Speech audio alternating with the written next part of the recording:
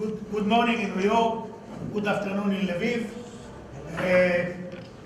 We are now having a unique conversation with Christina, which was here during her wartime, hidden in the sewer, and with a family, which is one of the greatest stories of the Holocaust that the Jews survived in the most unbelievable way, thanks to good human support of the local citizen of Lvov at the time, Poland, and specifically one guy, Socha, that was killed in an accident.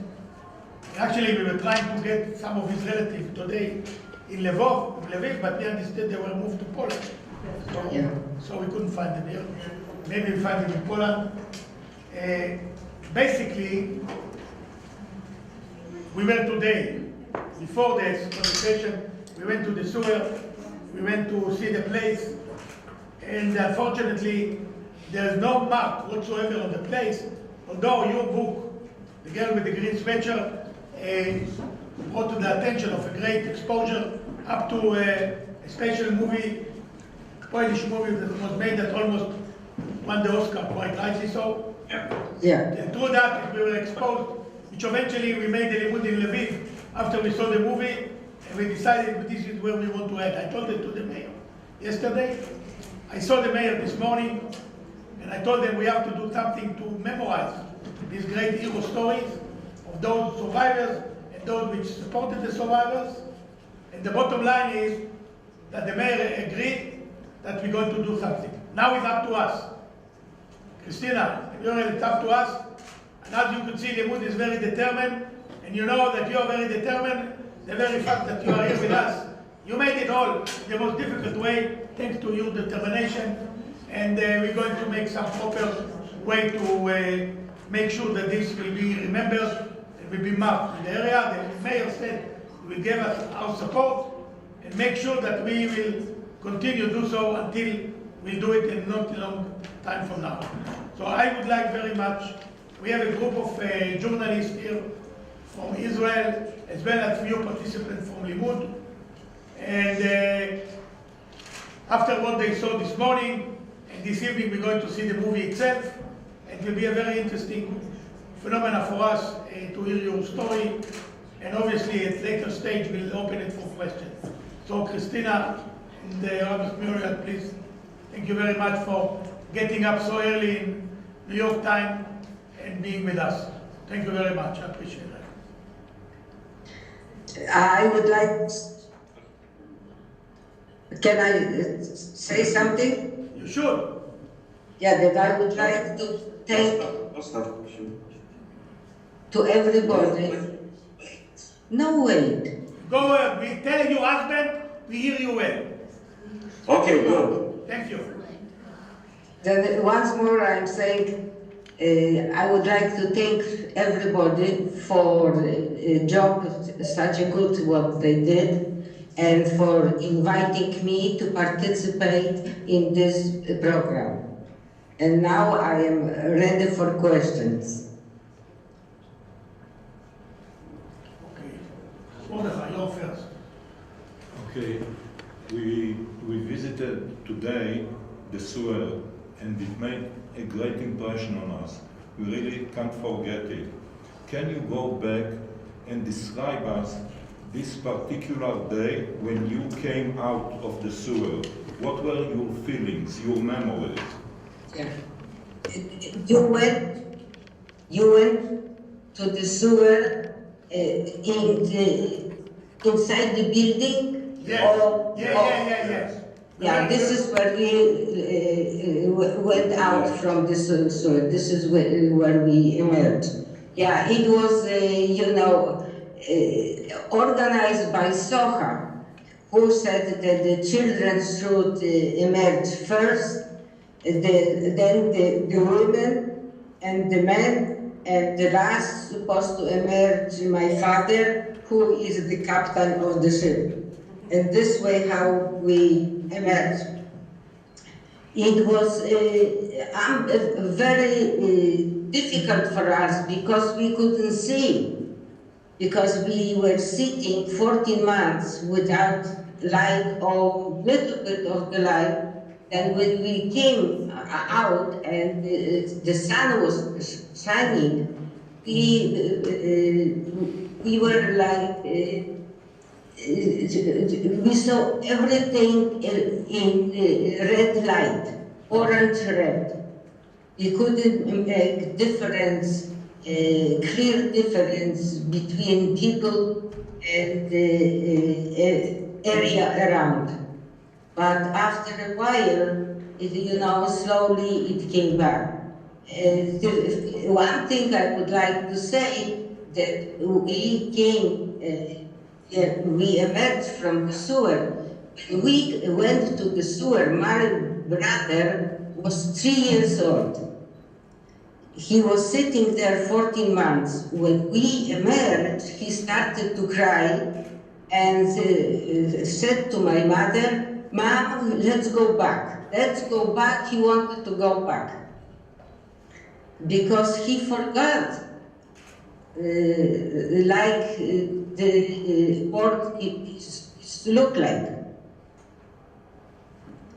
And slowly we adjusted the site, and we started, Soha helped us very much to find some apartment that we can live, and life started to move forward.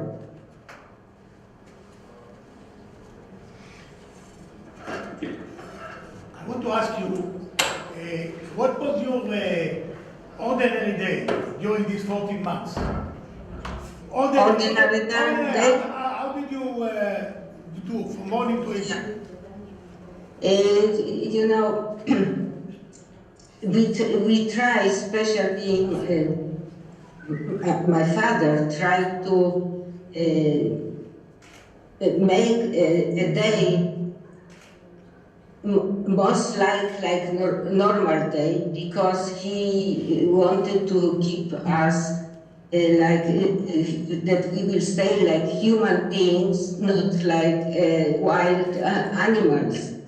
And for example, with me, he asked Soha to bring him a book to a first grade to school, and he teach me.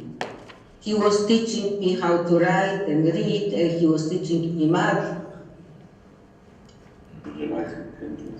And we had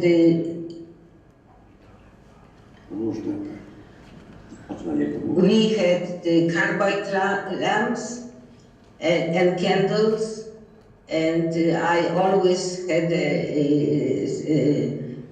some work that my father said that I have something to write or math to do. And other people, one woman, she was the cook, she was cooking for us. And my mother was taking care of us. And more or less this is, and men used to go every day to bring drinking water. And they crawl on floor, to get maybe 2 kilometers to get to a place that they can fetch drinking water. And the place where they went is in the market in Lvov, where the Neptune figure is standing. It was a crack, and the water dropped were dripping. I want to ask you about the timetable. I mean, I understood what you do during the day, but did you keep the Jewish calendar? Do you have any ability to celebrate Jewish festivals? We have. My mother used to lit candles every Friday night. Wow. Soha used to bring her candle, and she was lighting the candles.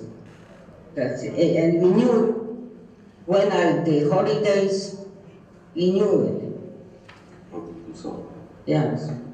And we had Soka was bringing newspaper. It means we knew what's going on, especially my father, who was very much engaged in the movement of the Soviet army, because he knew that the faster they will come, the quicker we will leave. it's coming basically.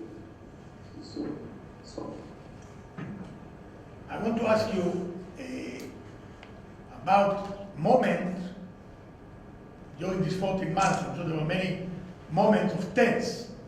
Were you feeling that you're going to be caught by the Nazis, or you have some rumors, or you were afraid? Can you share with us a couple of these stories? You mean in ghetto? No, in the sewer. In the sewer. Yeah, we have to spoke, very soft voice, because we could be here on the street, and Socha was coming when he was bringing us food. He used to come from different places, that it will be not suspicious that he comes only from one place to the sewer. And once we were, somebody came, some sewer worker came to move the manhole and came down to the sewer, and he saw us.